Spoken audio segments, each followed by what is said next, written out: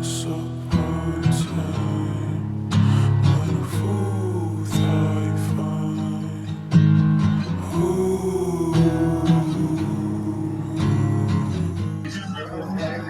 সাজ্জাদ, আমি ওই যে তোর কিছু জিনিসপত্র কিনছিলাম বাসার জন্য, বাট আমি আমার ওয়ালেটটা বাসায় রেখে চলে আসছি, বুঝছস? আর আমার বিকাশও কাজ করতেছে না। তো তোর কাছে কি 650 টাকা হইব? 700 টাকা দিয়ে দে, আমি তোকে পরে দিয়ে দিব। না রে মামা, আমার কাছে কোনো টাকা নেই। ও আচ্ছা, ঠিক আছে, সমস্যা নেই। হ্যালো রাহুল, তোর কাছে কি 600 টাকা হইব? না মামা, আমি কিছু জিনিসপত্র কিনছিলাম, আমি আমার ওয়ালেট বাসায় রেখে চলে আসছি, তো এখন আমি টাকা দিতে পারতেছি না।